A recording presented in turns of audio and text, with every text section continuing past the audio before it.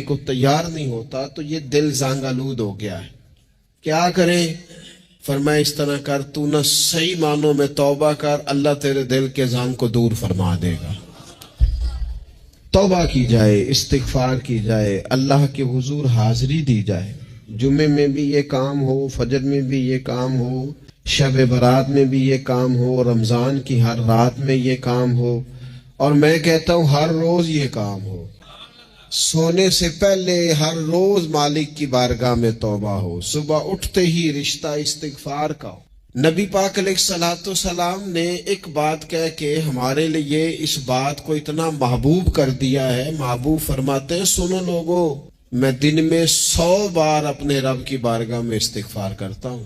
100 بار. اتنا کھول دیا مضمون کو، اتنا واضح کر دیا، اس میں اتنی گنجائش پیدا کر دی، اتنی لامحدود اس نعمت کو بیان کر دیا کہ خود فرماتے ہیں میں 100 بار روز توبہ کرتا ہوں. اللہ تعالیٰ نے قرآن حکیم میں ارشاد فرمایا کہ افحسبتم انما خلقناکم عبثا وانکم الینا لا ترجعون.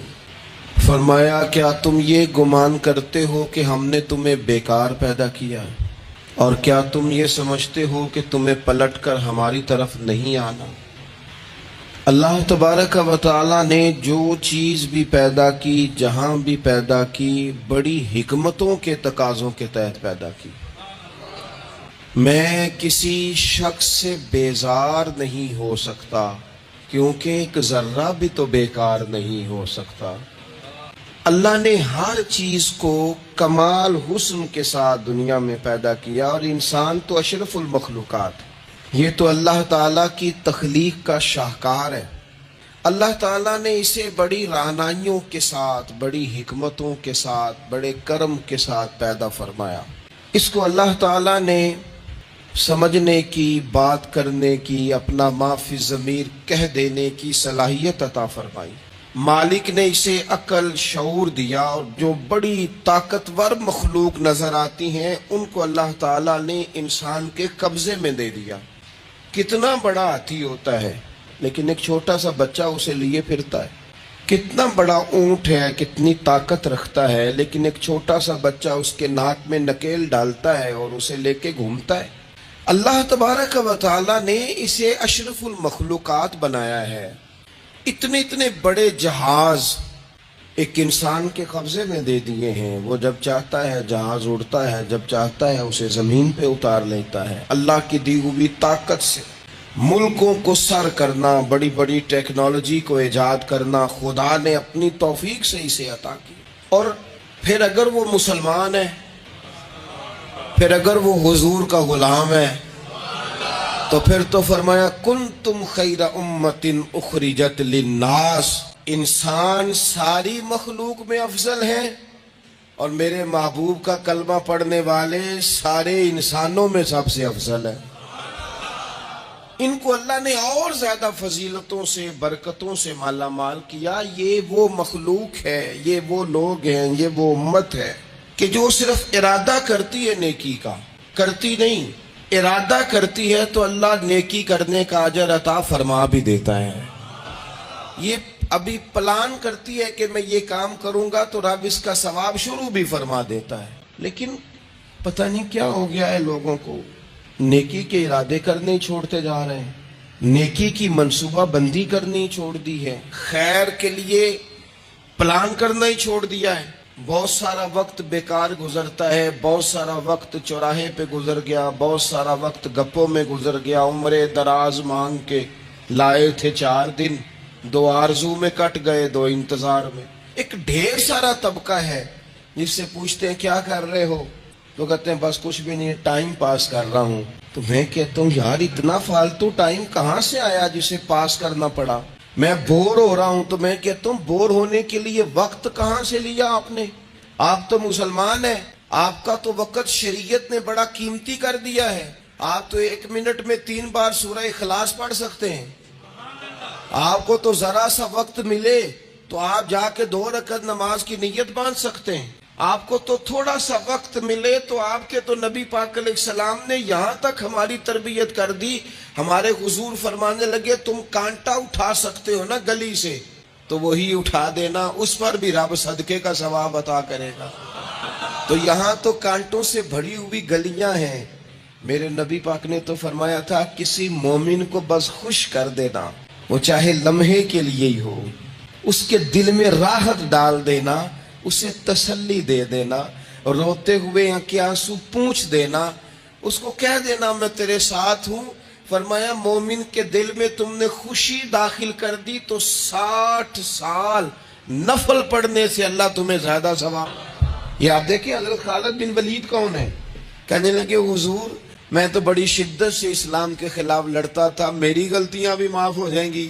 تو حضور فرمانے لگے اسلام پچھلے سارے معاف کرا دیا کرتا ہے، نئی زندگی کا آغاز ہو جاتا ہے، نئی زندگی کا آغاز ہوتا ہے۔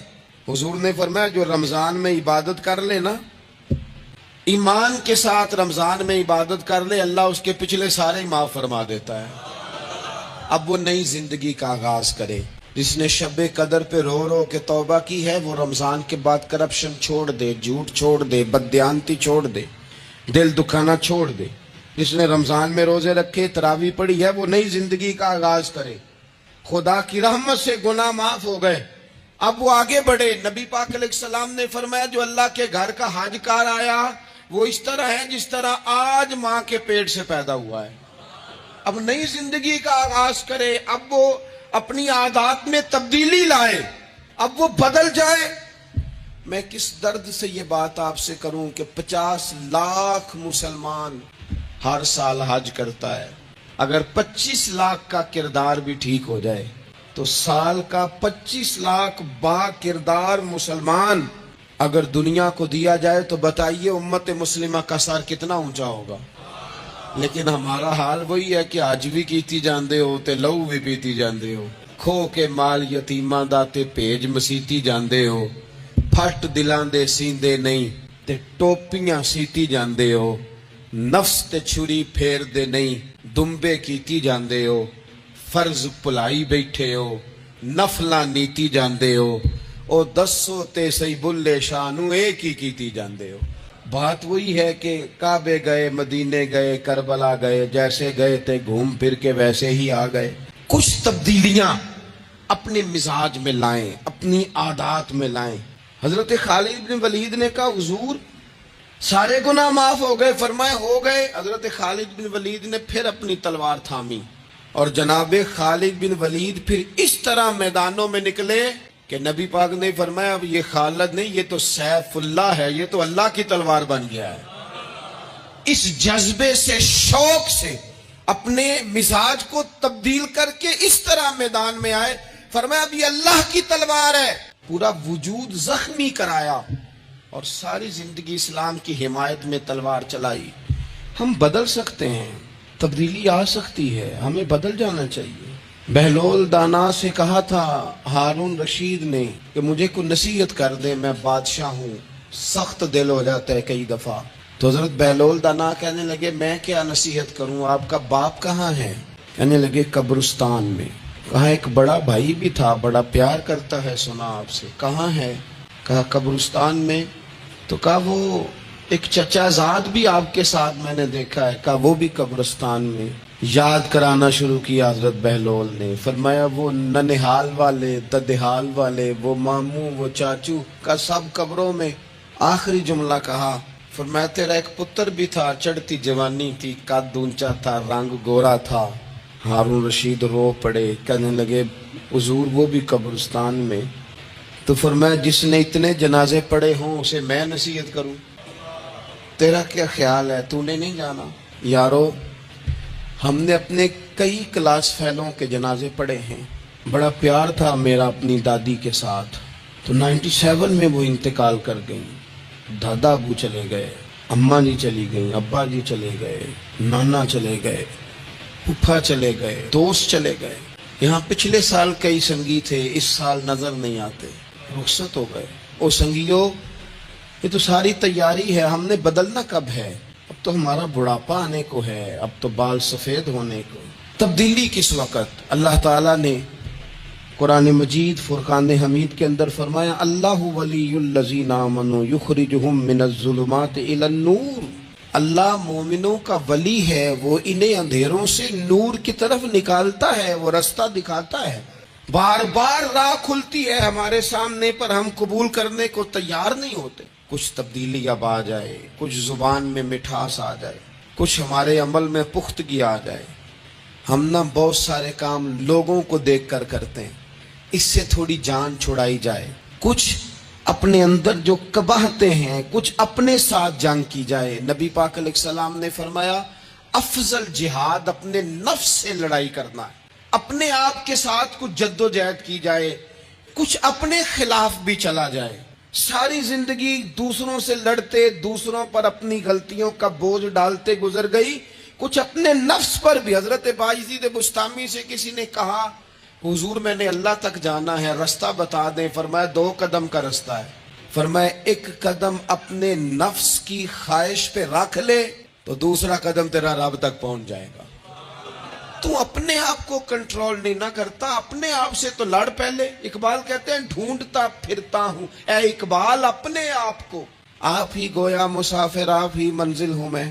نبی پاک نہ تبدیلی کرتے۔ یہ جو لوگ کہتے ہیں نا کیسے بدلوں، تو حضور بدلنے ہی تو آئے ہیں، حضور بدلنے۔ حضرت مازن ایک صحابی ہیں، وہ کہتے ہیں میں بت کی پوجا کرتا تھا، امام بہقی نے لکھا ہے میں بت پوجتا تھا، ایک دن میرے بت کے اندر سے آواز آ گئی تو کب تک مجھے پوجے گا، مدینے میں تو حضور جلوہ فرما ہو گئے ہیں۔